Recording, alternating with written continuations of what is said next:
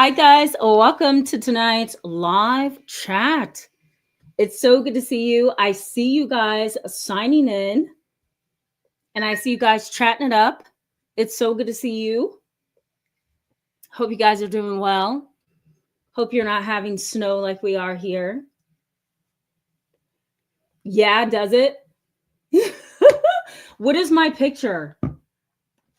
Dr. Right Life. Look, some of your comments are edgy. I'm going to be honest with you. Some of your comments are edgy. So, sometimes I have to like ask myself, what do they mean by their comments? No, I'm kidding. Okay, what was my picture for this one? Okay, let me look. Wait. Now you got me thinking. Hold on. I just told somebody in my chat box the other day, I'm like, constructive criticism is growth to me because, oh, this one. This one? Is it this one? Yeah. Delayed accountability. I can't do this. Okay. Gotcha. It does look sad. It does look sad. Dr. Right Life says, your picture makes you look doubtful and sad. Yeah, it does look sad. I have to say that. It does. So, okay. How do I say this? So I run my thumbnails through a series of avenues before I post them. Does that make sense? So I not only run them through tech avenues, thumbnail applications that can give me a variety of photos that I could use that gives me a thumbs up or a thumbs down of what's going to perform appropriately. And then I'll run them past my brother, who is a director and he does this stuff for a living. And sometimes I'll get, a thumbs up, or sometimes he'll be like, oh my God, don't do this. Or sometimes the programs that I'll use that'll give me information on whether or not this is going to statistically perform well on YouTube. Sometimes it'll say the program that I use, sometimes it'll say, okay, tilt your head this way, or give me this eye contact. This is like laid back kind of authoritative stance. And I'll follow it and it'll be like, this is going to get you about 4,000 views. So typically I go by that and it performs. So if it performs statistically on YouTube and it pulls in an audience and it makes sense, I'll keep doing it. But I will definitely keep your comment in mind, Dr. Right Life. You know why? Because you guys are my audience and what you say matters. And so if it looks sad and it looks doubtful, then I need to take a second look at that and say, you know what, maybe if you think that, maybe somebody else thinks that too. Right? So, it's wise. It's wise. I'm going to take that. So, oh, thank you. Annalise, it's good to have you, Dr. Right Life. Welcome to tonight's live chat, by the way.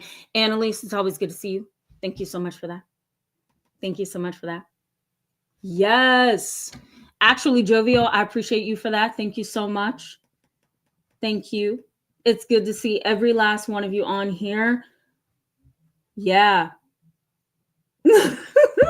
Actually, Joe, this is hop on camera before she gets into the conversations time. That's what I think this. No, I'm kidding. Actually, Jovio says, are you going to stop your Tuesday uploads? No. Do you want me to? Do you not want me to? You tell me before we jump into tonight's live chat. Do you want me to stop my Tuesday video uploads? I don't want to stop them. I just figured for the past 2 weeks, I really have been tired. And I didn't want to edit videos. That literally takes a whole entire day to film. I won't. I promise. I see you. Actually, Jovial says, please don't stop. I won't. I promise. It's just I've been tired for the past month. And so I didn't want to film, which usually takes a whole day. See patients, see clients, talk to students, teach a class, and then come home and edit. So I've wanted to do those live chats. They feel more personal too. You know what I mean? So I'll keep doing them. Yeah, exactly. Actually, Jovia, I did. Yeah. I need to organize my life, guys. I know, right? Annalise is like, I like the live chats. Okay, guys, I could talk to you all night, but we really need to get in there. We really need to get in here with the live chat tonight. Where'd you go? Great. I know. Thank you. Thank you so much. I'm gonna try to balance it. You know what I mean? Thank you. Actually, jovial, thank you. Yes. Okay, I won't. Mariah, it's good to see you, my friend. Welcome back tonight. Mariah says, please don't stop. I hate waiting all the way to Friday and Saturday. Absolutely. Get you. Yeah, I'm gonna mix it up. Okay, guys. I'm gonna make sure I mix it up. Yeah. I love you guys. So sweet. All right, let's jump in. Let's jump in. Ready? This topic. Do you guys know what delayed accountability is? Delayed accountability. Delayed accountability. Delayed accountability. Do you ever see this? Have you ever heard of it? Delayed accountability is this. It's a lack of psychological safety within a toxic and unhealthy family dynamic. Let me give you the definition of this. Let me give you a definition. That's awesome. I just happened to see you. Christopher Alexander. It's good to see you, my friend. Welcome to the channel. I don't remember seeing you. So glad this is your favorite show. That's amazing. Thank you so much for that. We welcome you. Let me tell you what delayed accountability is. I'm going to give you a relatable example, and then I'm going to break it down clinically for you. Here's what delayed accountability is. Let's say your father's a complete narcissist. He wants attention. He only communicates with you when he wants something. That irks me to no end. Can you remember somebody in your life that only communicates with you when they want something? You know, I know that we all have needs.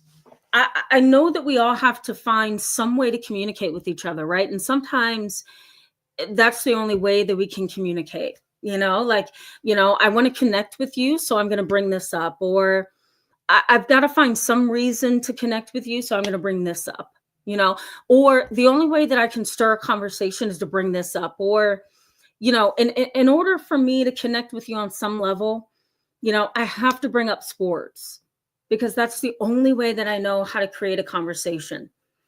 So we know that sometimes we have to use something in order to connect, to communicate, right? But what I find frustrating, and I'm sure a lot of you authentic people who are on this channel feel, or I'm sure you can relate to, is when somebody communicates with you only when they want something. So let's say your narcissistic father only communicates with you when he wants money. He calls you, he texts you, he leaves voicemails, he tells you he loves you, he wants to see you, he wants to see the grandchildren, he wants to make sure that he stays in communication with you at all times. He wants to make sure that you guys stay connected. He wants to know what's going on in your life. How's that new job that you just got? How's that new promotion going? And you think he's really genuinely invested in you. And you call him, and you call him back, and you go to talk about your promotion, and he shuts you down immediately and says, oh, and by the way, I wanted to ask you this. My house is in foreclosure, and I wanted to know if maybe you can help me with a loan. I won't be able to pay you back right away, but I'm going to be able to pay you back eventually. And I've already talked to Grandma Nini, and I've already lost trust with Uncle BB. So it looks to me as if you're my only hope. There you are, sitting there in a vulnerable position of a variety of different places. One, what in the world did I just get myself into? That's probably the first thing you're going to think. What just happened to me? Number two, how did I end up here again? Right? Bree, thank you for the super sticker. I just saw you. Thank you for the super chat. That's so sweet of you. Totally love you. You're always giving. I love that about you. Thank you so much for that. What just happened to me? How did I get here again? How did I fall for this again? Right? You may also be kind of researching your inner person, right? And trying to acknowledge how you feel, which is probably duped, right? Used, You don't understand what's happening to me, right? I was just made a fool of because I thought for sure he was interested in my new job and my promotion. He wanted to see the grandchildren, right? So that's your mental space. Now you're being asked to consider giving him a loan. So now you're being put in a position of saying yes or no and potentially ruining the relationship all over again, right? Because it's been a distant relationship for such a long time, right? So now you're in a position where you're in an uncomfortable spot and you've got to figure out what to do on your toes, right? Or on your feet. Delayed accountability comes in with your dad here.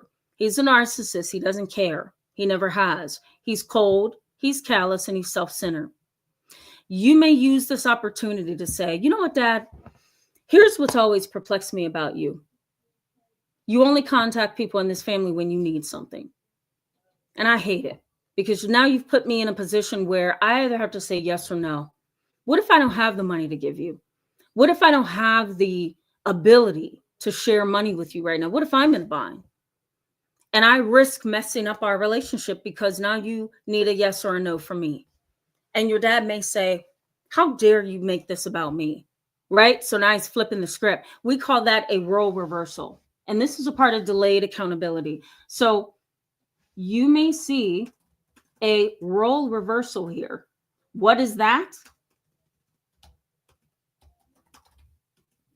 A role reversal is he's the problem, but now he's turning this around and making it you're the problem.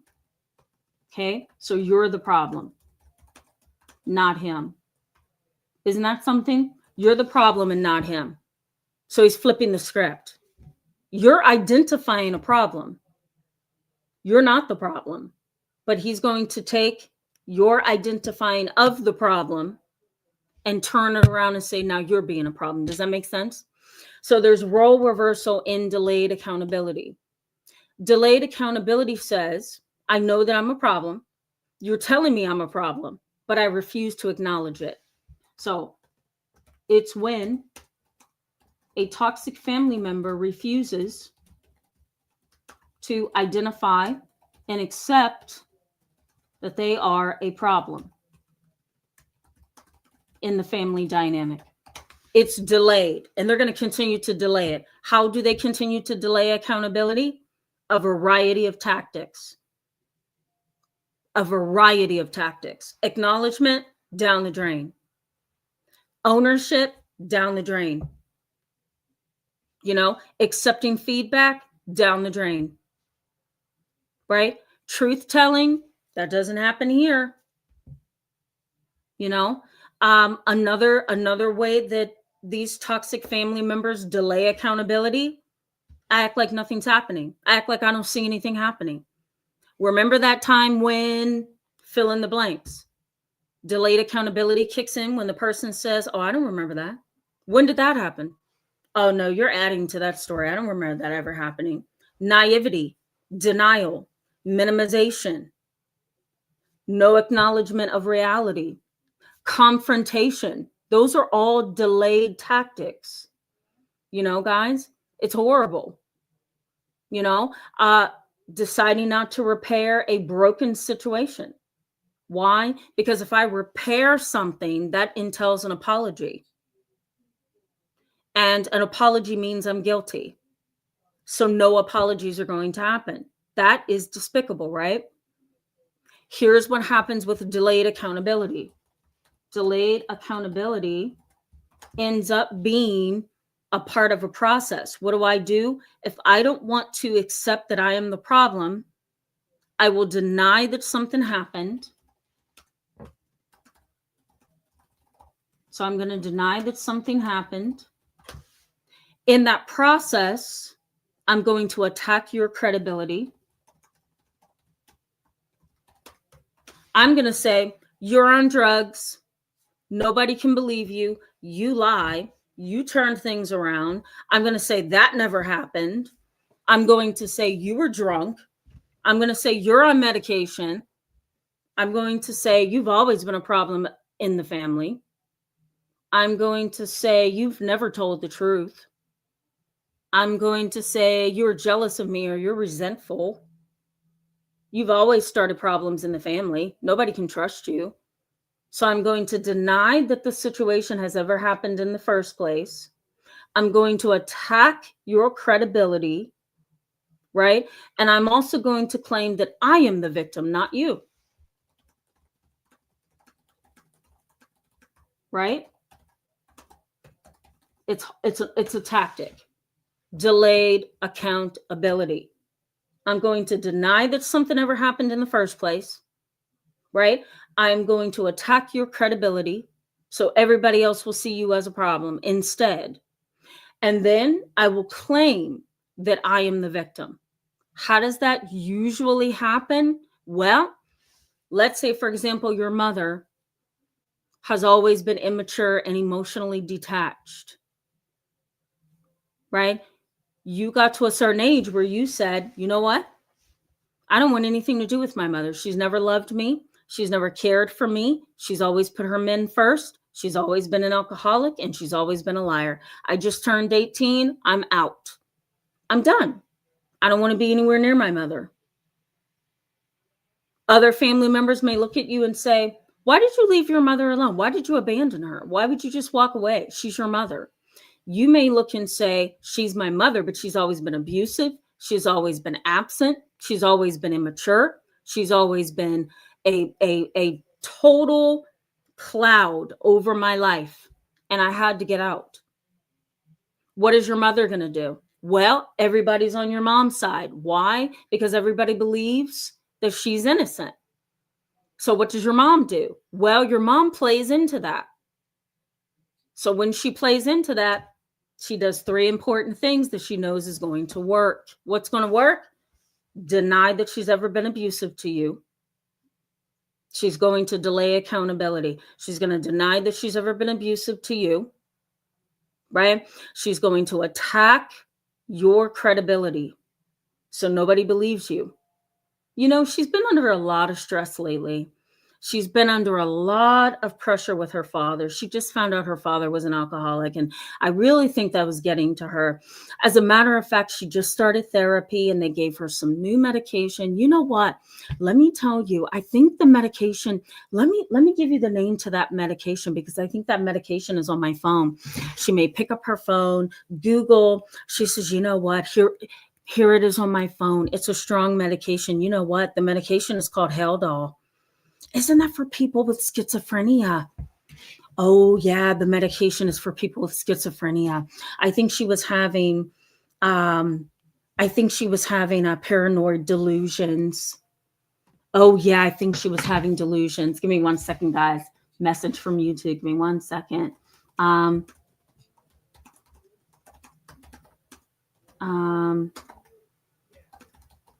I want to make sure that this is okay. Yeah. It should be okay.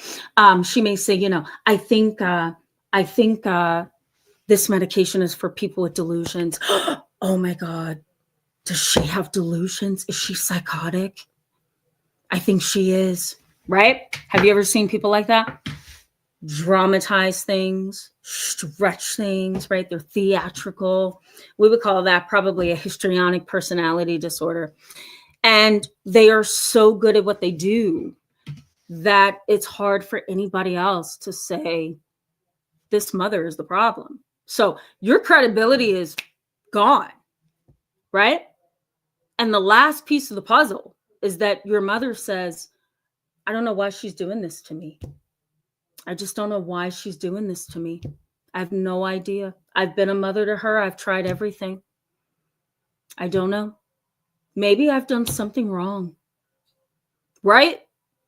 And so it almost feels like a game, right? They control the narrative. They control the narrative. That's the psychology that happens there. They control the narrative. And the sad part is, this is what the research says. The sad part is that there is low psychological safety. So we call it low psychological safety. What is low psychological safety? In a family where this happens, there is low psychological safety. There is no feedback.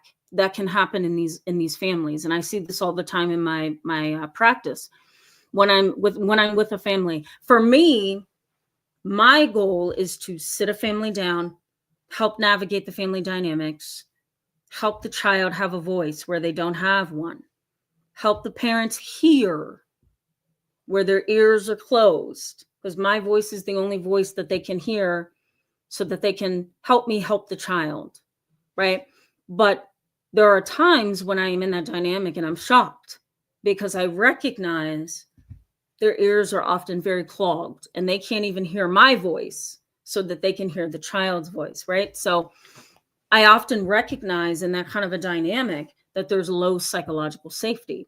And so when there's low psychological safety, there's limited to no feedback.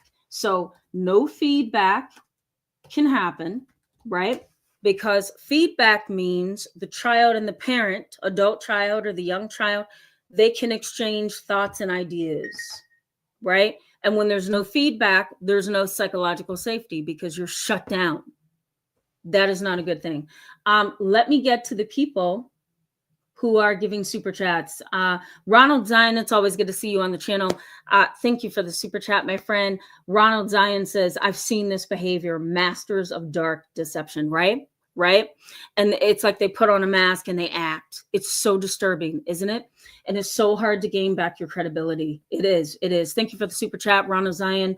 Queen Bree 420. Thank you for gifting a membership. I so love when you do that. Thank you so much for that. And actually, Jovial is resonating with this information, just repeating it. Low psychological safety, 100%.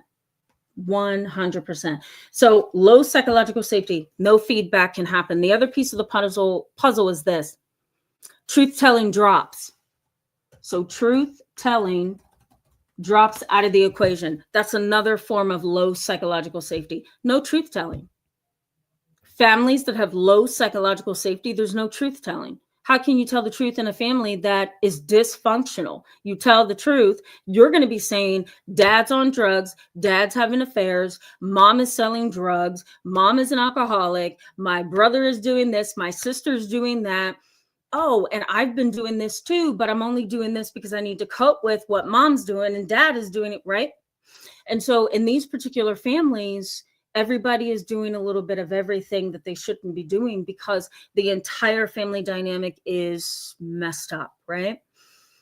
And that's the sad part. So truth telling drops out of the equation because everybody is literally sliding downhill. So low psychological safety involves limited to no feedback. Nobody can talk to anybody. Truth telling drops out of the equation. Resentment rises. Okay. So resentment rises. Resentment rises all the time. And because there's no feedback, what does no feedback do? It rises the resentment even more, because every single time something happens, you hold something in, resentment grows. You hold something else in, resentment grows, right? The family starts to say over and over again, you're the problem. You're the problem. You're the problem. Then they label you. You're the patient. You're the black sheep. You're the scapegoat, right? So the labels come. That's another issue. Low psychological safety within the family. That's another issue, right? The system stays the same, so nobody can change. Again, that is low psychological safety. The system never changes. I'm just making a list for you. So the system never changes. Why does the system never change? Because you can never talk. There's no feedback. There's no truth telling. Resentment rises. Then the labels come. Can you see how destructive this is? And it's so interesting when you are a professional, a therapist. Dr. Clark, I don't think she's on here tonight with us. She knows all too well what this is like. You know, it's interesting how you are sitting as a therapist and you're watching this dynamic play out right in front of you. It's so scary. And it's even scarier when you are looking at a child in a session and you see the adults and all you just want to do is say, oh my God, let me help you. You know, because in these particular families, conflict is managed, not resolved. Does that make sense? So I'm going to add this in here. Conflict is managed. This is really important, and I'm going to explain it. All right, there's the list. I just put it in the chat box. Conflict is managed, not resolved. And that is a big, important statement. Managed conflict is different from resolved conflict. Let's say, for example, your brother is violating to you. Doesn't have to be sexually, but he's just violating. He's aggressive, he's rude, he's harsh, he's rash, he's all kind of rude, right? You tell your mother, you tell your father, I can't live with him in this household. He's just rude. He's disrespectful.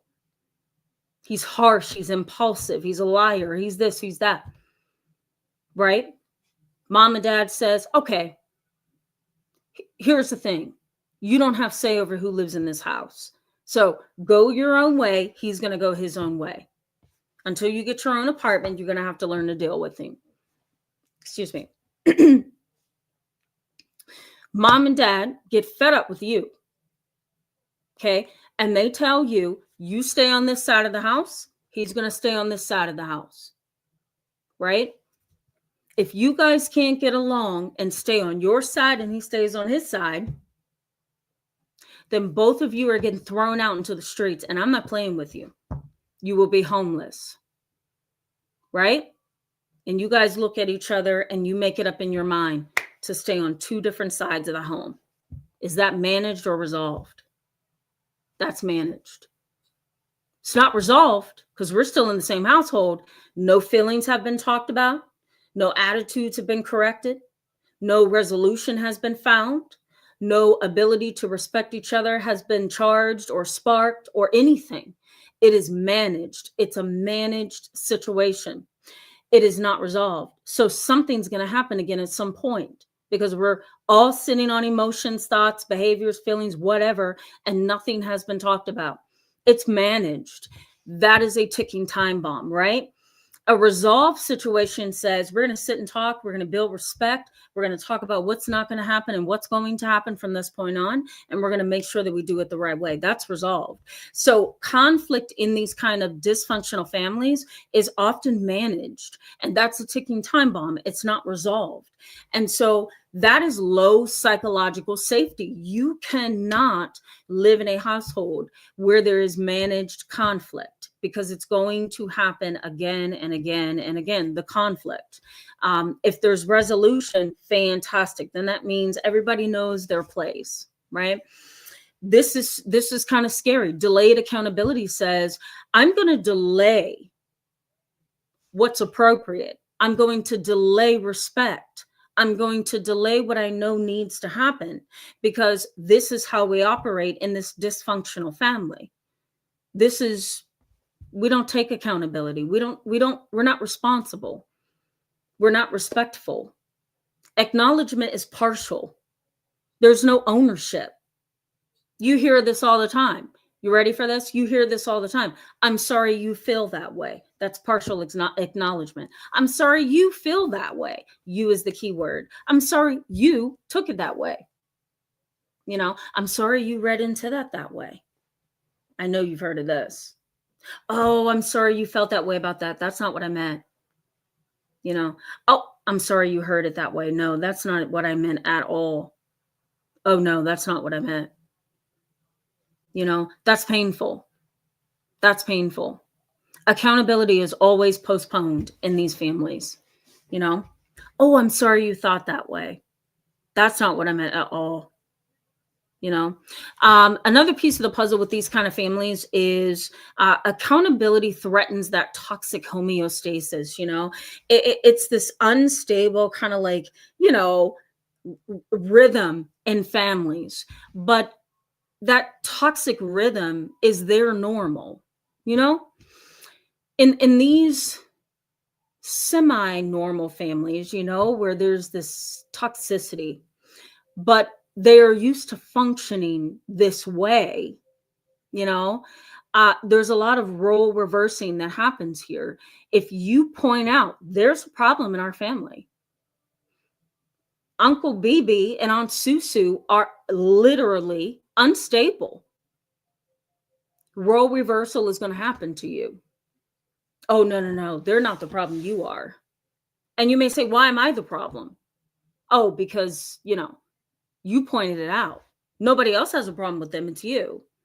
They may not say it to you that way, but in a series of communications over time, you may get the message that you're being labeled as the problem, not the true problem. And why are you being labeled as the problem? Role reversal. You pointed out that something's wrong in the family.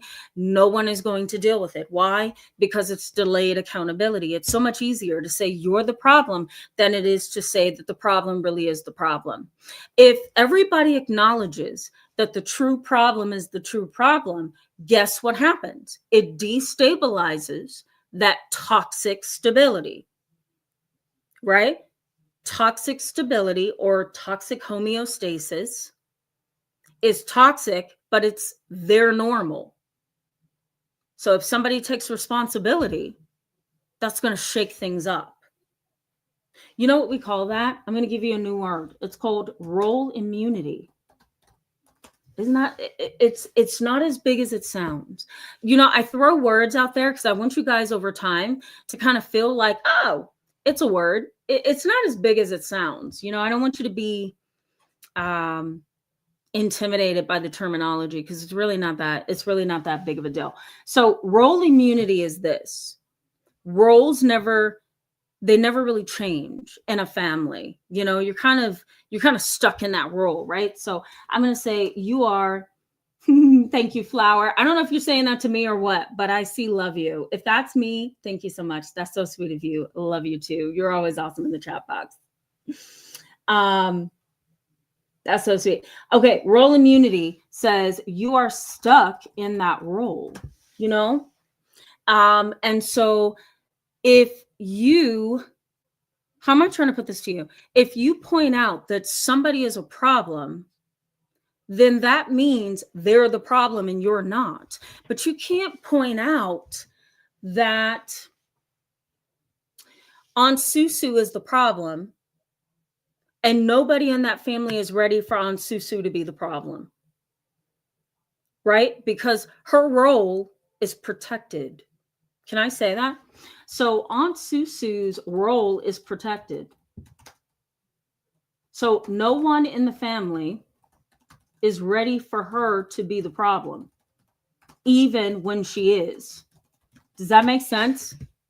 Nobody in that toxic family is ready for Aunt Susu to be the problem, even when she is. Why? Role immunity. Her role is literally protected. There's a huge wall up. And it's protecting Aunt Susu.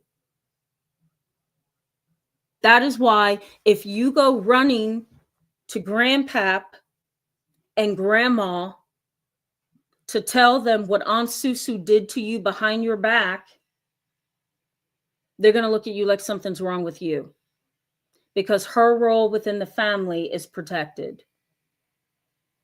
Very sad, right? But that's a dynamic. That's a dynamic. One last thing. Grandpa and Grandpap and Grandma may feel like this. If I admit, yeah, well, that might be true. No Surrender 2026. It's good to see you, my friend. Welcome to tonight's live chat. Says the word cult. It can feel like that. It most definitely can feel like that. If Grandpa and Grandma admits that Aunt Susu is a problem, right? Then it's admitting that there is a family problem. And they may not want to admit that either. So there's a lot of admitting that they would have to do. They'd have to admit that Aunt Susu is the problem. They'd have to admit that there's a major family issue. They would have to acknowledge that somebody has to be accountable, right? And then they would also have to acknowledge that they have slept on this for a long time, that they haven't acknowledged it for a very long time. There's the delayed accountability. So what does that say? There's a lot of problem there. Like there's a lot. And so it's so much easier to do what? It's so much easier to look at you than to look at all that there that they missed, you know? And that is really sneaky. Now, you may be wondering, are they aware of all of that? Is that intentional or unintentional? I think it could be either or. It just depends on what you're dealing with. If your grandparents are narcissistic, they very well probably know what they're doing. They're covering and hiding, you know? But if you're not dealing with narcissism, they may not realize that they are a part of the problem, that they're delaying accountability within the family and they're blaming you instead of dealing with the whole problem, you know? But isn't it sad if you just put all the pieces together? Isn't it sad?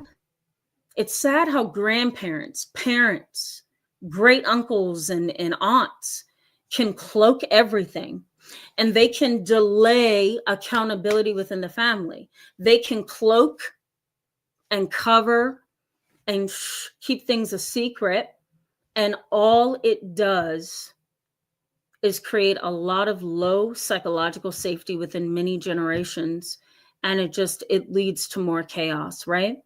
It's horrendous how things can go just because of delayed accountability. I saw somebody in the chat box. Let's go to the chat box briefly. When we come back to the content, guys, I'm going to give you just a few challenges you're likely to see within your family and then the impact, because we're going to want to know, you're going to want to know as well, what's the impact here? What am I likely to experience if there's delayed accountability within my family? Scene 68, it's good to see you, my friend. Welcome back to tonight's live chat. Scene 68 says, grandparents are sacred territory, not to be challenged, even though the train started with them or one of them. I agree with that. Totally agree with that. So nothing will get resolved because accountability is never addressed is the real problem. I agree with that. And it's also cultural, right? Because in my family, you don't challenge the grandparents, you know? Asian culture, don't challenge the grandparents. Don't even do that. Native American culture, African American culture, Hispanic culture, don't challenge the grandparents. You know, you're not going to do that unless you want to be hurt or killed. So you're right. You know, you're not going to be able to start there and fix things. You probably need to fix things at the cousin level if you can, or the grandchildren level, you know, but even that is difficult. Even that is difficult. Queen Bee, thank you for continuing to give memberships this live chat. That's so sweet of you. In case one of you guys are getting memberships, it is Bree that's giving them out graciously. So thank you, Bree. I appreciate you. All right, let's keep moving. Brandy Nuance, it's good to see you. Welcome back to tonight's live chat. I am soulfully sober. It's so good to have you back. Welcome tonight. It's good to see you. The Good Glow, it's always good to see you in the chat box. Fairy Girl, I also see you. Yeah, that's a good point. I agree with that. Yep, it's good to see you. Welcome back tonight. Whoops. Chandelice Crescendo is hopefully I'm saying that correctly. Forgive me if I'm not. Welcome to tonight's live chat. Welcome to the channel. It's good to have you. She says, hopefully I'm saying that correctly. Forgive me if I'm not. She says, delayed accountability and role immunity. It says so much, doesn't it? Isn't it something how your brain can just kind of explode with new ideas and thoughts when you learn the terminology? You know, it can be so powerful to just learn what these words mean, you know? Yeah. Rootsby, it's good to see you, my friend. Welcome back. Rootsby says they've already, in a way, have expected you to speak up. I wish I knew what we were talking about at the time. If you mean toxic family members have already expected you to speak up, I would have to say, I'm going to take a shot at it. Forgive me if this is way off. Okay. If we're talking about the people who have, that are in your family, they've delayed accountability. If you're saying that they have already expected you to kind of speak up, I would have to say As sad as it is, no. They don't expect that you're going to speak up because they kind of believe that you're going to be in kind of like this follower mindset where you're going to go along. You're going to go along with everything that they have kind of orchestrated in the family. So hopefully I'm interpreting what you're saying correctly. Yeah. Apologies if not. Lisa Smith, it's always good to see you in the chat box. Welcome back tonight. The woman, the let me look at this. Okay, bear with me. The woman at the well. I see it now. The woman at the well. Welcome to tonight's live chat. Welcome to the channel. It's so good to have you. She says, absolutely true. She playing victim and fooling everyone. But it's cool though, because spiritual law is in effect for 2026. Oh, that's an interesting comment. I'm going to leave that up there for whomever can dissect that.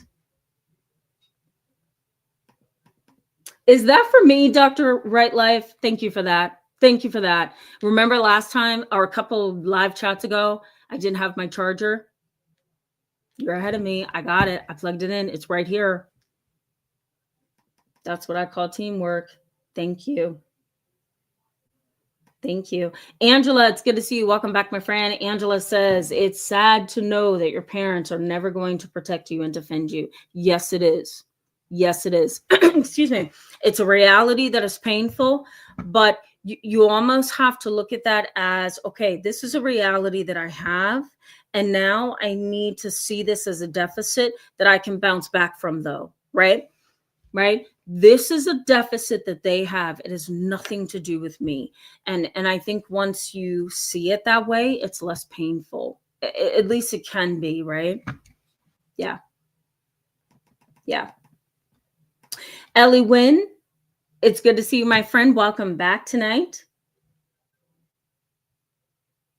All right, let's keep going. Yep. Here's Dr. Clark up here. I'm going to just put your comment on the screen so people can see it. Excuse me.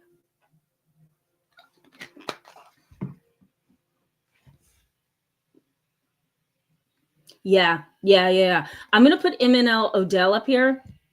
She says, I suspect the oldest family members came from a time uh, when behavior we see as toxic was normal in family relationships. 100%. Not only were they seen as normal, but I think they were also minimized as something that needed to stay within the family dynamic and doesn't get discussed outside of it. So yeah, that definitely normalized it. Keep this within the family bubble. Don't talk about it. And definitely don't talk about it to a therapist, Yeah.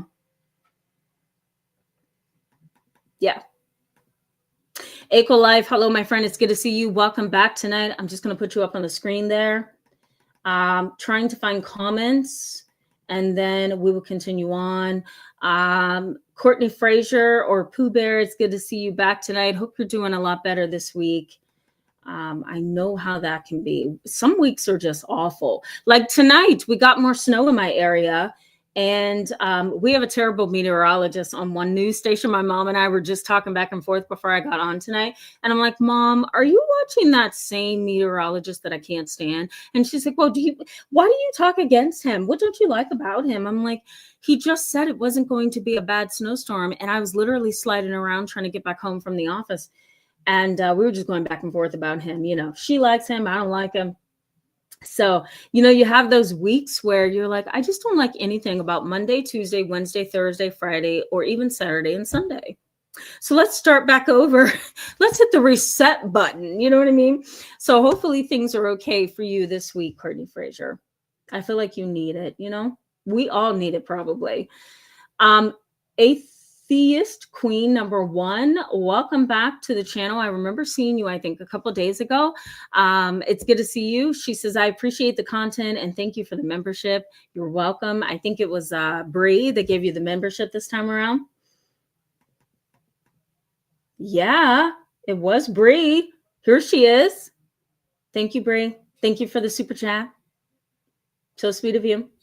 Phoenix, it's always good to see you in the chat box. So welcome back tonight. Phoenix says it's sad when you realize your parents aren't emotionally or mentally strong enough to protect you from bullies and other evil people and experiences. Yes. Where do you think that stems from? When we are looking from a particular lens and we are looking to our parents, we're actually coming from an attachment theory perspective.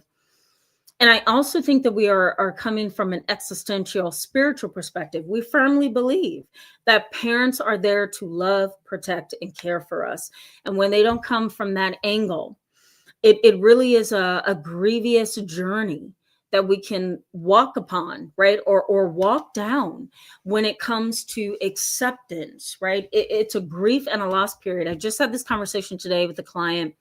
I wasn't feeling so good today, so we did a teletherapy session, and I was sitting right here, and I said to her, I says, look, I think you're going through grief and loss, and you are struggling with kind of accepting that you're never going to have the kind of motherly figure that you've always wanted.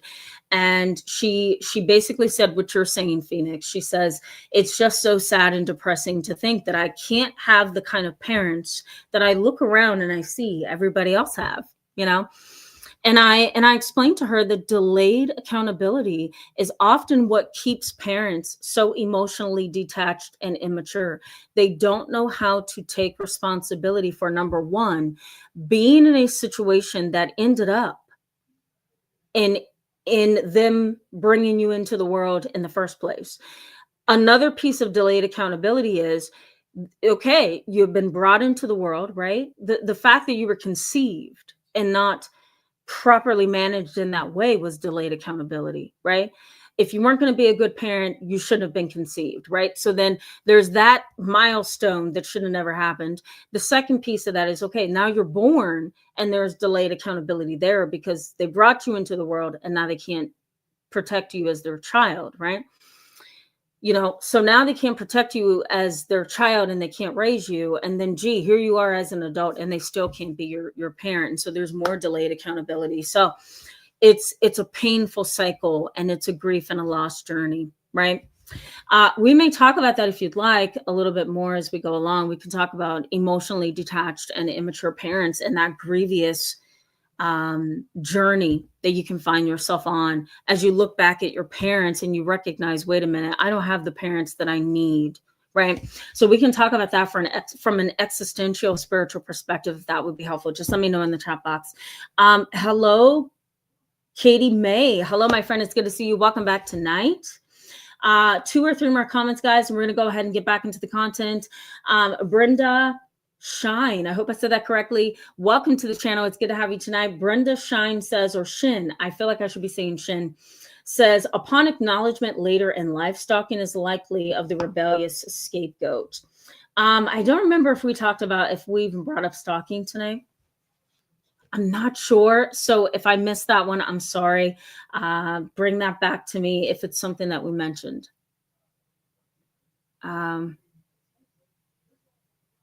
Dr. Clark, I'm going to put your information up on the screen, your comment, excuse me, just so that people can see what you're saying. I agree with that.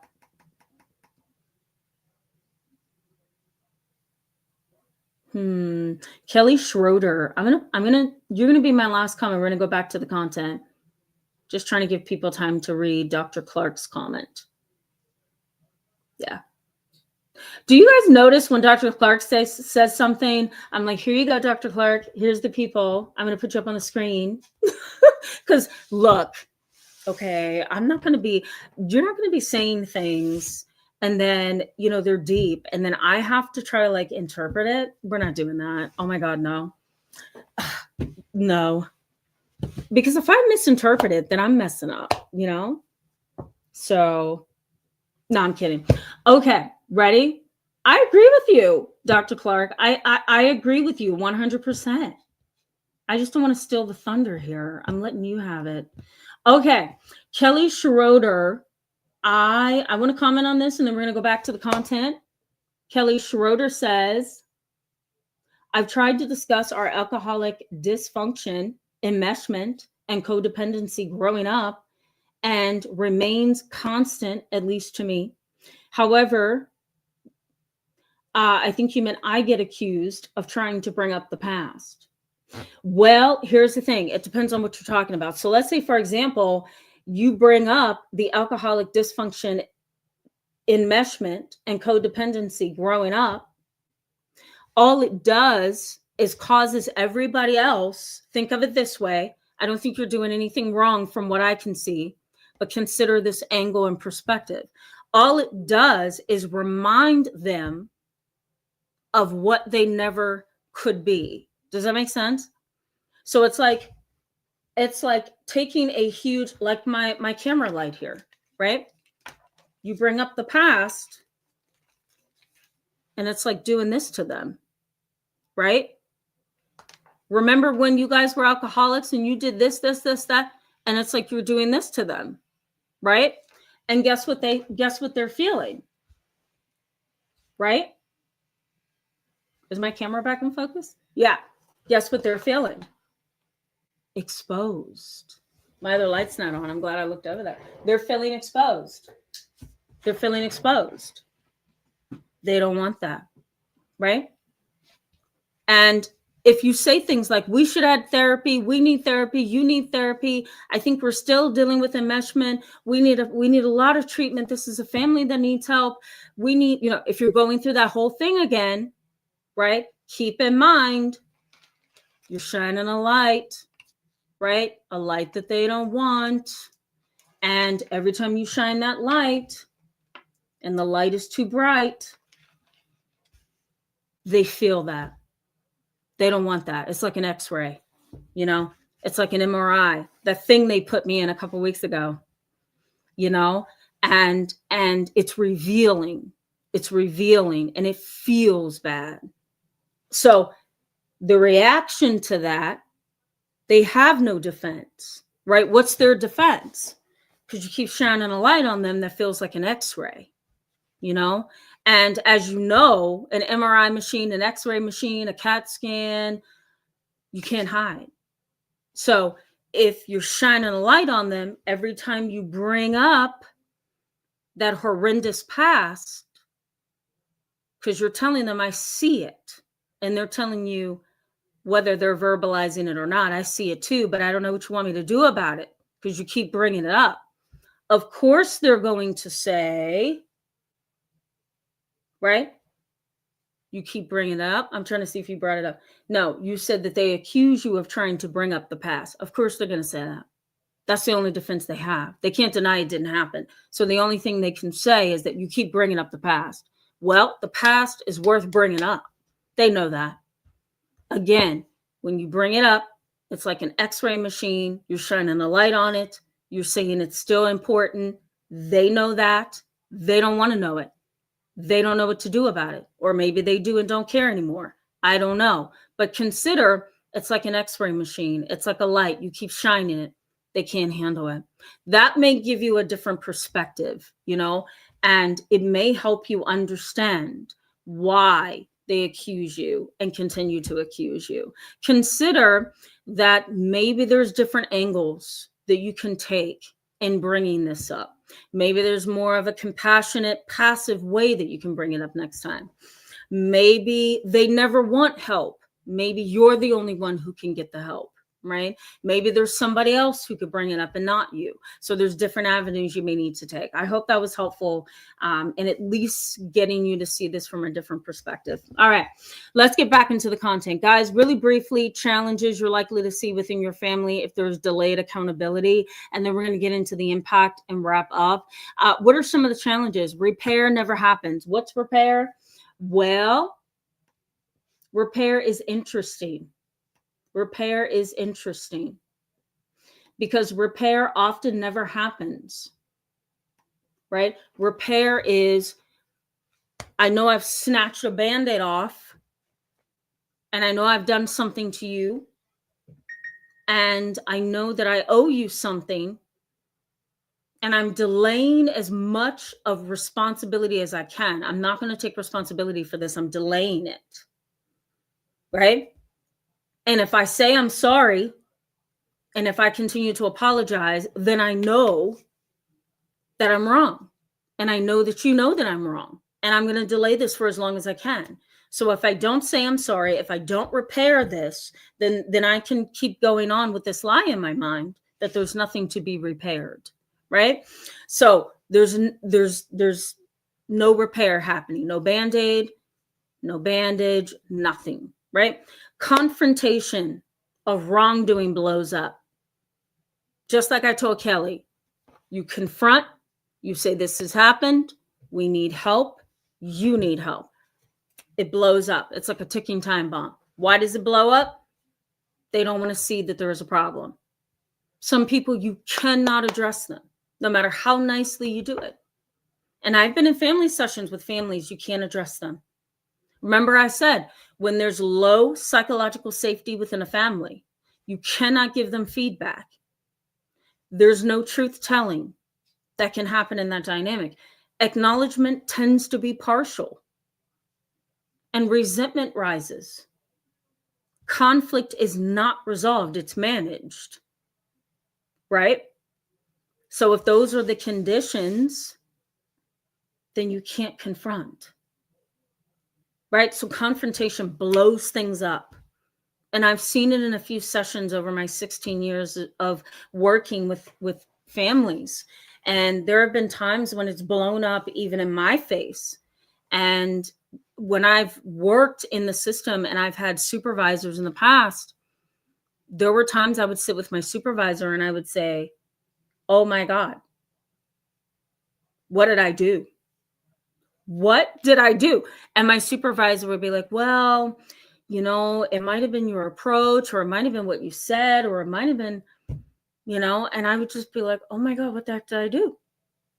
How did I let that happen? And there have been times in my past growing up as a therapist where I would just be devastated that I said the wrong thing or that I did the wrong thing or but I didn't know at the time. I was young, I was growing, I was a new therapist, I wasn't always an expert. I wasn't always skilled. I wasn't always, good at what I did. And that was my vulnerability as a growing therapist, I wasn't always who you see me to be on this YouTube channel. I had to grow. And getting out of grad school with only 10 years experience in school and certifications and being under supervisors, I didn't know. I knew what I learned in school and I knew what I learned under supervisors, and that's what I went with. And sometimes it would blow right up and I would say, what is happening?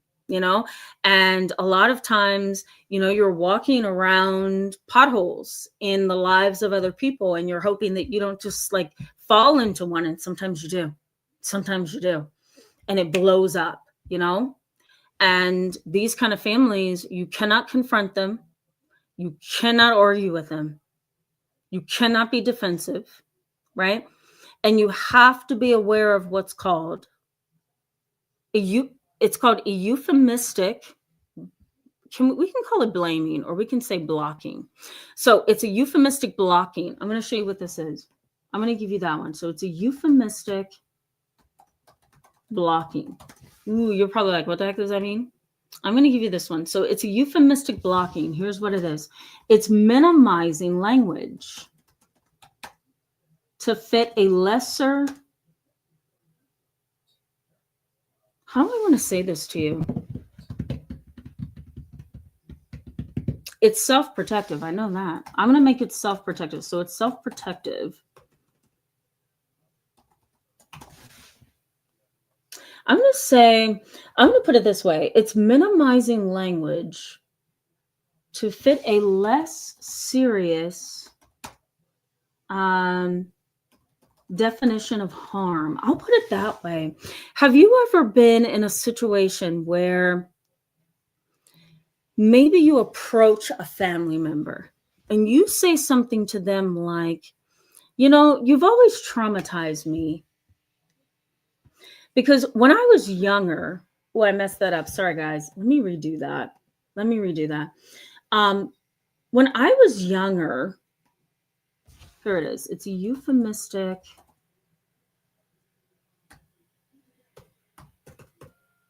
What am I doing wrong here? Okay. You may say something to a family member like, when I was younger, do you remember when I came to you about Joey, cousin Joey? Cousin Joey slapped me in the face, pushed me down the steps, came down the steps and then kicked me right in front of you. And I was screaming so loud. And that's when the police came to the house and arrested him for child abuse. And your mother may say in his defense, oh, that never happened.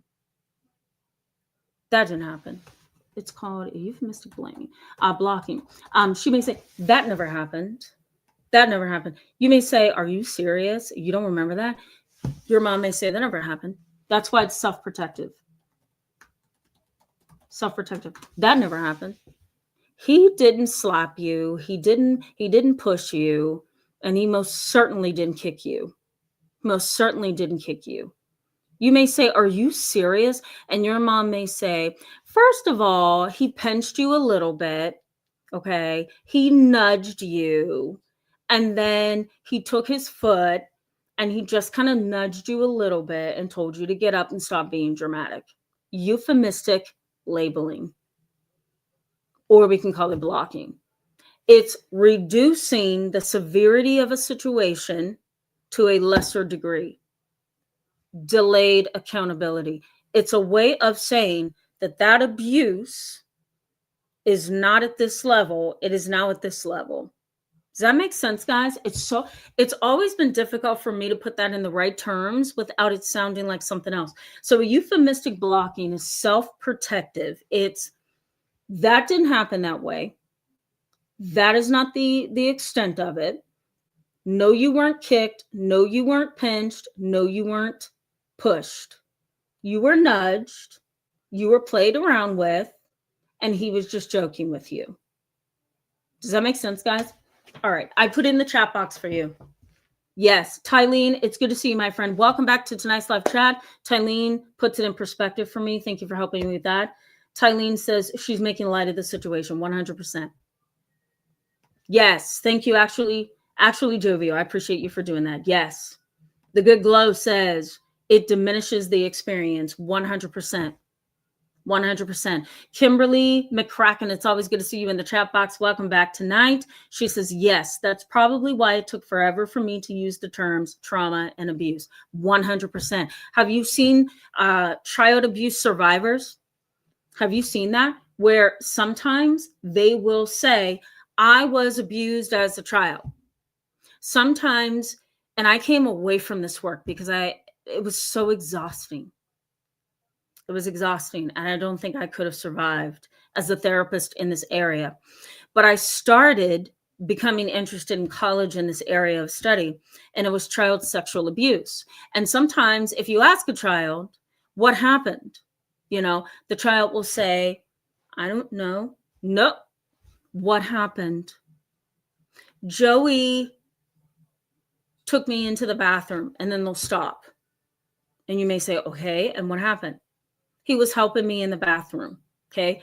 And then you may ask, helping you in the bathroom, and what happened then?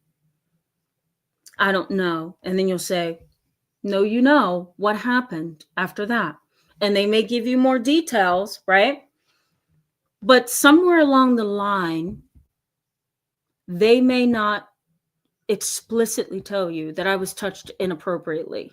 They're not going to say that, right? They may gloss over it, or they may put it in different language, and no matter how many times they tell the story, they still may gloss over it, give you made up language, or put it to you in a different way. It's never going to be exactly what it is.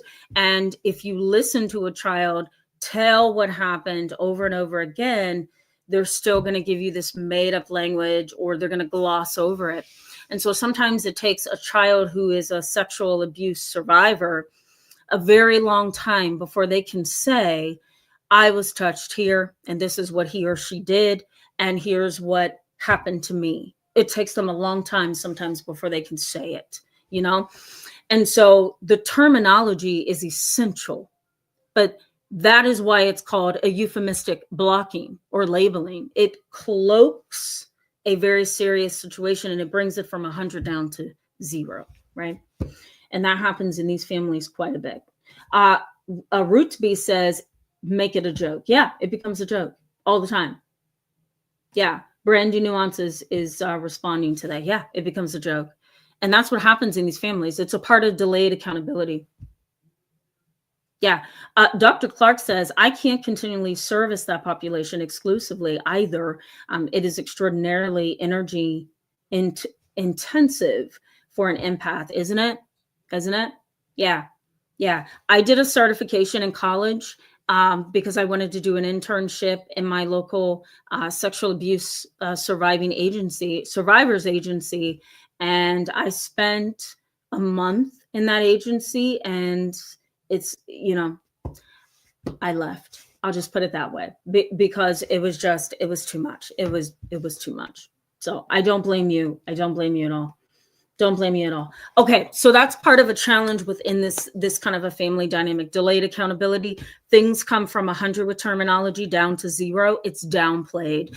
Another piece of the puzzle is change is really hard. So nothing is ever going to shift in this family without some kind of therapeutic or legal intervention.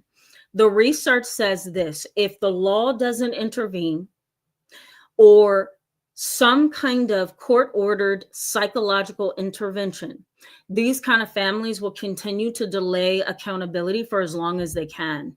Usually the law gets involved when there's been a crime, a murder, drugs, an arrest, an attempted murder, when there's been crime, when there's been child abuse, when there's been rape or sexual molestation. But otherwise, or in other situations, no legal or psychological intervention is happening. When there's nothing happening, these kind of families continue on this way, and delayed accountability is just their language. But if there's intervention, that is going to be helpful, but it's going to have to be court ordered, and there's going to be some kind of progress that's going to have to be seen and observed in order for families to stay in there and do some work. Other than that, therapy is never really sought out, and family therapy is hardly ever acknowledged. There has to be a reason for a family to end up in therapy. One last thing: reinforcement keeps the ball going. If there's a hero in the family, a rescuer, if there's a rich family member, if there's a family member that has a ton of power, nothing's really going to change if life is going in a certain way that's comfortable. So an example of this could be, let's say your sister, she made it in quotation marks. She makes a lot of money. She carries the family. Everything is great. She manipulates you. She talks down to you. She's rude. She's cold. She's callous. The list goes on. You're welcome. You're welcome. You're welcome. Brenda Brenda Shin. I'm going to say Brenda Shin until you correct me. She says, language matters. Thank you, Tamara. You're welcome. It does, right? I agree with that. You're welcome. You're welcome. Rolando, I don't want to miss you tonight. Welcome to the chat. It's so good to have you. Good to see you. She talks down to you, treats you rude, all kind of things. But here's what reinforces that behavior, that rude behavior towards you. Dad doesn't stop her. Mom doesn't stop her. Grandparents do not stop her. Uncles and aunts do not stop her. Why? Because she's highly educated, she's independent, and everybody in the family looks up to her. It reinforces the negative behavior. It reinforces delayed accountability. She doesn't have to be accountable to you. Why would she? Right? Atheist queen. I'm guessing that is in response to what I'm saying. Isn't that sad? Right? She's successful. She's smart. She's beautiful. She has money, right? It's horrendous. Yeah. Sarah Kinston, it's good to see you. Welcome back tonight. She says, that's how my family functions. Absolutely. Brandy Nuances, right. Yeah. Yeah. Absolutely. It's awful and it reinforces, it screams no consequences, no consequences, and I hate that so much because I see it in family sessions in the office. So, how does this impact you? And then we're going to wrap up, guys. How does this impact you? Reality confusion. This is what you experience. I'm going to type you out a list here. Reality confusion. What happens there? You start to experience that my perception of reality is unstable. My perception of reality is unstable. That's what you begin to experience over time. So, reality confusion. My perception of reality is unstable. Delayed accountability. I should have been apologized to right about through here. I should have been told that you're sorry for hurting me. You're sorry for telling me that. You're sorry for not showing up. You're sorry for walking out on me. But nobody's apologized to me. Nobody's taking responsibility for how they hurt me, right? So your reality kind of gets confused, right? Why isn't anybody taking responsibility for how they've hurt me? So what happens? Reality confusion. Your perception of reality becomes unstable. You start wondering, is it just me? What's happening here? Right? It's sad. Right? Are my feelings excessive? You start to think that. Are my feelings excessive? Right? Are my feelings excessive? Do I go overboard? Am I sensitive? Am I overly emotional? Am I overly dramatic? Am I too attached? What is happening? Right? The last thing in reality confusion is others might as well just define my reality. Others define my reality because I can't make heads or tails of much of anything. Right? So others typically define my reality. Right? Might as well. Because at this point, I've been in a family that doesn't give me psychological safety. They don't seem to understand me or care to understand me. I feel tons of resentment. Nobody hears me out. Nobody acknowledges what they've done to me. Nobody acknowledges me. Sorry, guys, I dropped something. Everything feels like nobody cares about me. So I question my perception of reality. I question if my feelings are excessive. And I might as well give up control and say, you know what? Why don't you just define my reality? I can't make heads or tails of it anyway. You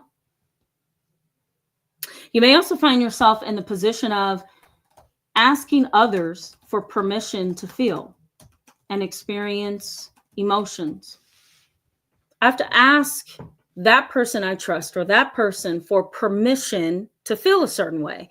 Is it okay if I cry about this? Is it okay that I get upset about this? Is it okay that over there is a mess and I'm upset? You may not come right out and ask, but it may be how you draw somebody in to talk about something, right? Or it may be how you talk about something with your neighbor and you're kind of asking permission to feel a certain way about it, right? You may stay too long in unhealthy relationships, right? These are the consequences of growing up under delayed accountability. You may stay too long in bad relationships. Why would I stay too long in bad relationships? Well, delayed accountability is staying too long in a position where you don't be responsible, where you're not responsible, you're not accountable. You've learned over time, and you can learn over time, a form of long-term suffering. And staying in a relationship for long periods of time that you shouldn't be in can be a form of delayed accountability. I'm just going to stay in this bad relationship because it's familiar. You may not recognize that pattern in yourself, right? You may also go through identity damage.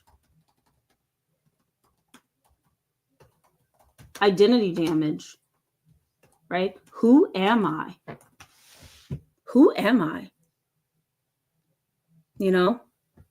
I don't even know who I am. I don't know who I am. Everybody's told me who I am. Nobody takes responsibility for how they've hurt me. I have to ask for permission to feel, right? And there's role reversals. I tell them something's wrong in this family. They turn to me and say, I'm the problem. So I don't know who I am. Identity damage. I have no clue. There's tons of emotional invalidation. And that emotional invalidation causes me to become overly responsible. So these are two different things. So there's emotional invalidation that takes a toll for years. You know, you may not feel validated about much of anything emotionally, right? There's a ton of emotional invalidation where there's delayed accountability. You don't hear somebody say, yes, that happened. Yes, it was said to you that way. Yes, that's wrong. You're right. That's inappropriate. That should have never been told to you. That is a wrong way for them to treat you. Yes, you are in a bind. Yes, you are being manipulated. You haven't had that, right? Yes, that is correct. She's using you. Yes, that is true. That is a narcissist. You haven't had that. You know, not that that is always needed, but correct, authentic, balanced emotional validation can guide you. It can guide the next move. It can guide the next steps. It can guide how you see reality. It can guide how you decide to move forward. If you don't have that, right, then you're like blindly walking ahead. You don't know which way you need to go now, you know? And you're right, Sambuca speaks. It's good to see you in tonight's live chat. Welcome tonight. She says, not to mention the toll on your health. Absolutely, it does. It takes a huge toll on your health, right? It's a physiological and a somatic experience, you know? You're right. But that emotional validation is huge. And sometimes emotional invalidation.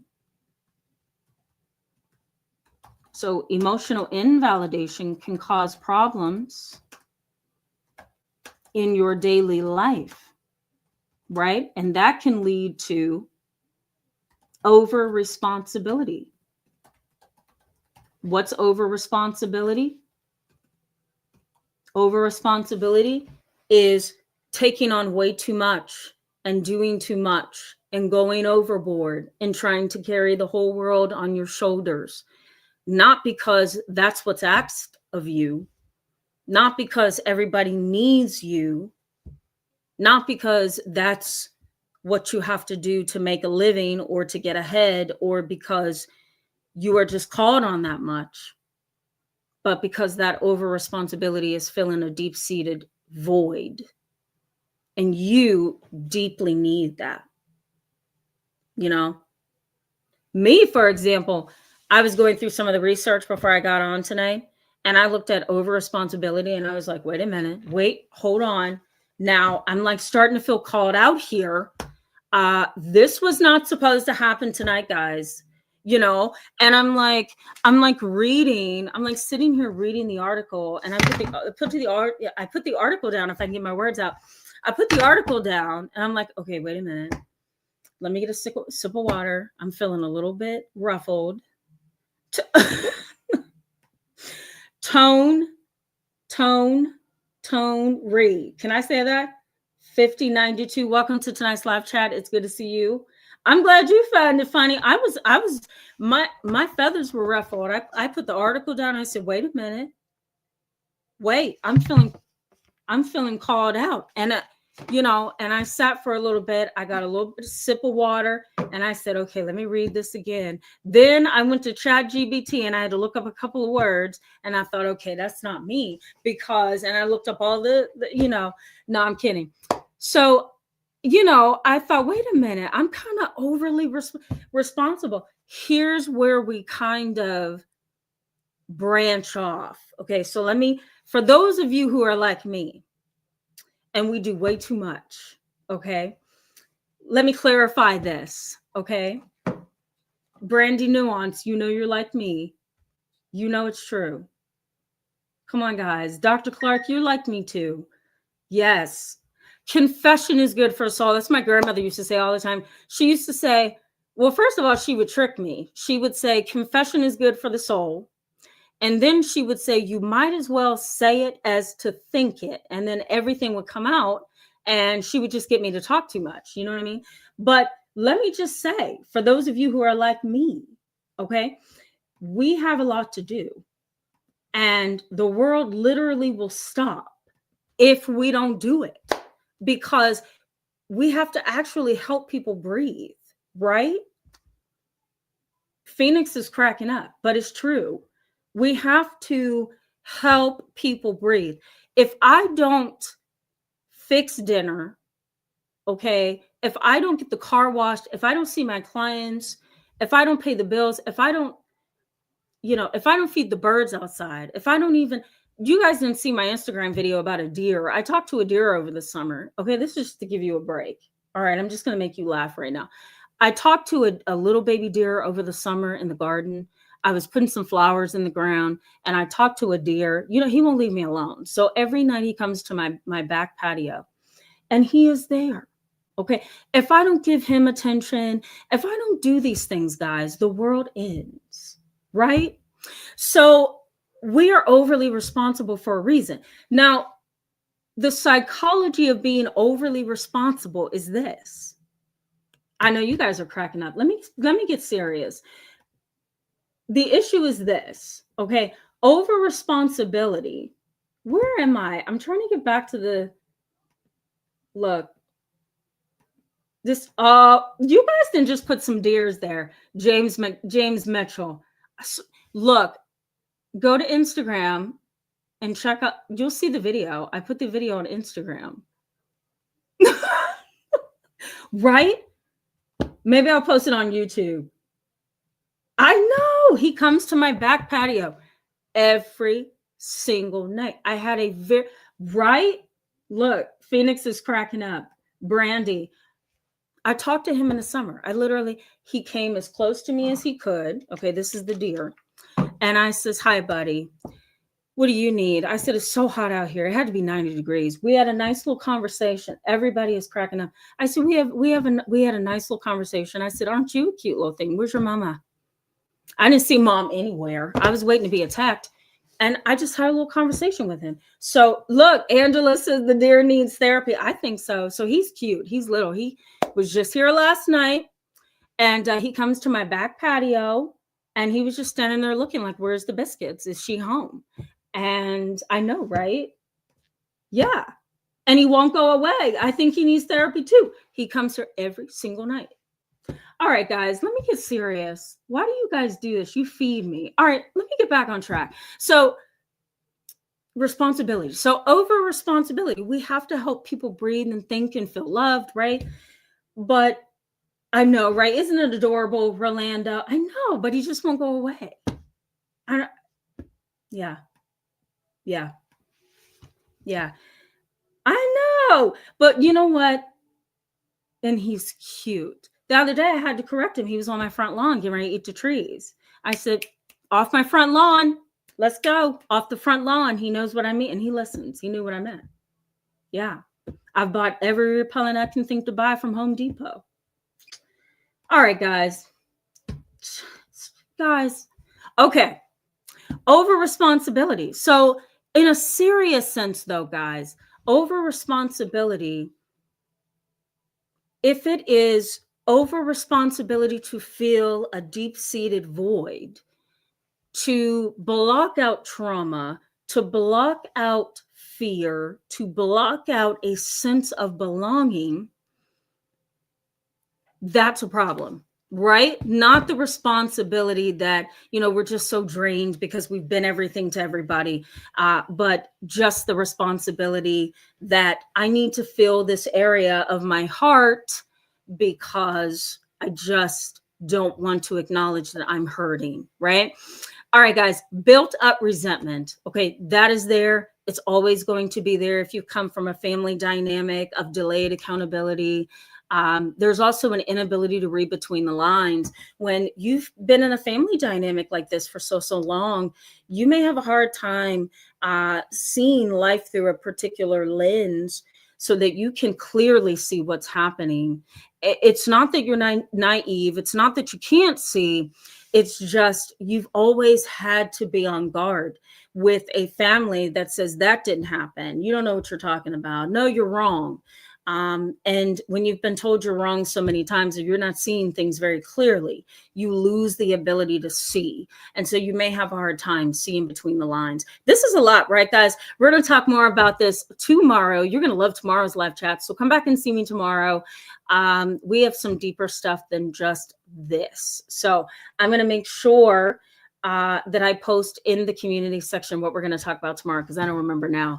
I don't even know if I have it. Do I even have it posted? I just know that I have it. It's not delayed accountability, because we already went through that. We also talked about no contact on Tuesday, right, guys? Yeah. I don't have it. I don't think I have it listed yet.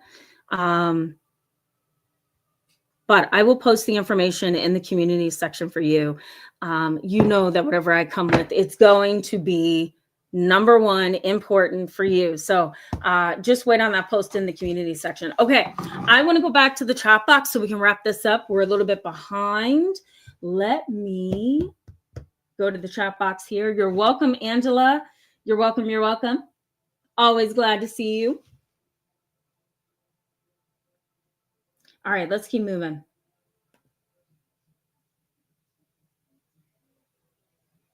Yeah. Yeah, I like this. Power, welcome to the channel. I don't remember seeing you. I love this so much. You said when a person wasted time not maturing, the end result is immaturity. I love that so much, because you're right. I'm going to star that in the chat box. It is a waste of time. If you've had all that time in life and you haven't grown up, that's a waste of time. Phoenix, I love this. She says, I gave my pent up anger, rage, frustration, and bitterness to Jesus. I couldn't go like that. Love that. Love that. Love that. Lens of Love says, what time? Saturdays are always 7:30 p.m. Eastern time. I look forward to seeing you. Come back. Nancy, so good to see you. Welcome back. I love that. Yes, I will make sure to post it. I'll post it tomorrow or tonight. You know I will. Yes. Ellie, when you say the cutest things, love it. Oh, that is so funny. Annalise says, if I lived in Pennsylvania, I would tell you to send the deer to me. I would feed them. Please don't. Oh my God. Don't do like my neighbors do. They feed them. And if you feed them, they'll never go away. I do have to say, the deer that comes to me every night, he's so cute. Oh my God. He's adorable. No. Through the darkness, I'm not giving him food. Oh my God, he'll never go home. I know, right? I'm not giving him food. He won't go away.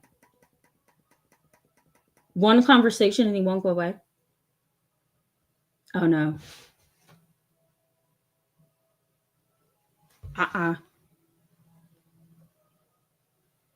No, I want him to go home. My mom's like, why is he back? I'm like, I don't know. You tell me. I don't know. April, born May. Hi, my friend. I'm so glad you came to your first live. Welcome to the channel. It's good to have you. You got to let me know what it was like. You got a chance to witness how distracted I can get sometimes. How we ended up talking about deers, I really don't know. These days, my brain is tired and I veer off. I don't know what's wrong with me. I don't know. But I truly apologize. I do. Sometimes I'm like on it, and other days we end up talking about deers. I don't know. Atheist Queen, thank you so much for that. I really do love you guys. I do. I do. She says, Tamara, you have formed an awesome group, and I'm so glad I found you all. Thank you so much for that. I'm so glad you did find us as well. Yeah, I love you guys. I think you guys are amazing. James Mitchell says, oh, sorry guys, that's my brother texting. Oh God. James Mitchell says, give him a name, Dear Tam. Oh, that's so cute. He's adorable, I have to say. I do.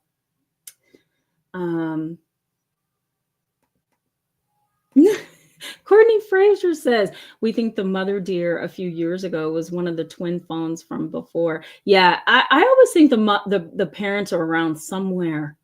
Yeah. Yeah. Roots B says, nice and intense chat. Thank you. I know it was kind of intense, wasn't it? And we kind of ended on a nice note talking about deers. Somebody tell me how I can get rid of him. He won't go away. I swear. He's probably out there now in my backyard. God. Bree. Now are you crying about the deer, Bree? Oh God.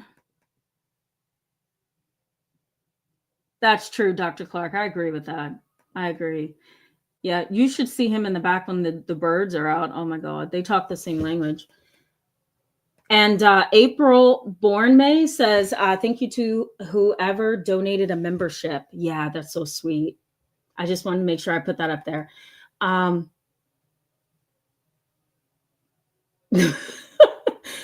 Rolando, don't. Rolando.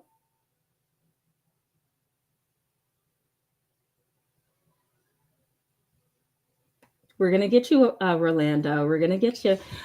Ed Hutch, welcome to the channel. It's so good to have you. Ed Hutch says, I used to think people needed more access to healthcare. Now I see people need doctors to help them and not perpetuate abuse. Medical regulation is huge. Can I say I agree with that? I agree. We need more providers to do their job and to do it well, right? Yeah, I agree. Angela, love that so much. Thank you for saying that. I love that a lot. Love that a lot. Anime girl, I cannot forget you. I feel like sometimes I scan over you or I miss you because there's so many people in the chat box. Know that I appreciate you coming to every single live. Anime girl says, I want to make friends with the stray cats. Oh, that's so cute. Yeah, I got those too. Believe me. That's another story for another live chat. The Great Impede, it's good to see you. Welcome back, my friend. She says, I really can be happy when it's not an interrogation line on call, man. Yeah, I understand. I do. All right. We're scrolling. I just want to make sure I get most of you in tonight. Then we got to go. My brother's birthday is tonight, so I want to make sure I end here in a little bit. And we don't want to end late. You know what I mean? Fifi LaFleur, it's good to see you, my friend. Welcome back. Yes, I love animals. I think they're amazing. I think they're smarter than we give them credit for. You know, if you learn about deers, you realize that they're pretty smart, you know? Yeah. One night I was out there and I was putting down like grass seeds in the middle of the summer, and the same baby deer was walking closer and closer to me. And I said, no, buddy, don't eat this. This is not for you to eat. But I swear he thought that I was putting down some kind of seeds for him to chew or eat. But he was smart enough to, I really think he understood what I was telling him. I says, no, buddy, don't come closer. You're not supposed to eat this, you know? And I swear, I think he understood exactly what I was telling him, you know? Like I told him, I says, get off my lawn, get off my lawn. That was the other night. And he got off my lawn. And he went on my neighbor's lawn, and I was like, thank you. I'm so glad you're listening to me. So my neighbor's probably fed up with me too. But anyway, that's a whole other story. Okay. T Bunny Shy. Did I say hello to you tonight? Welcome to tonight's live chat. It's good to see you tonight. T Bunny Shy says he comes back without getting food. Maybe he is a spiritual visitor. Wouldn't that be something? Yeah, he doesn't get food at all. He just comes and stands for a good like couple seconds and looks around like, where's the biscuits? I'm like, what the heck? Who knows, guys? I'll show you the video whenever you want to see it. Marco, it's Marco and Barco. Hi, welcome to the channel. It's good to have you. I don't remember seeing you, so welcome.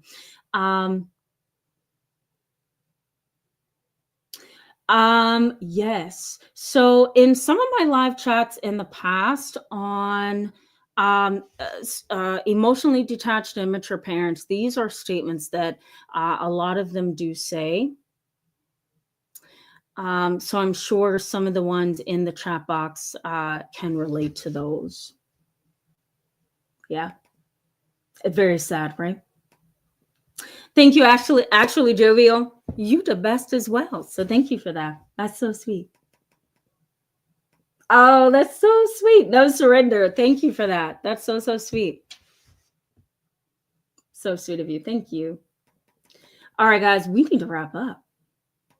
Lens of Love says, I'm so glad I found this live group right on time. Thank you. You're welcome. I'm so glad you found us too. Kimberly Collins, welcome to the channel. I'm so glad to see you as a newbie. Welcome. She says, I thank you for your channel. I just found you on my feed and I needed to hear this for healing. Thank you. You're welcome. I'm so glad you found us. Hopefully you will come back. Yeah, Lens of Love says phones are too cute, aren't they? You just want to take them home. Yeah.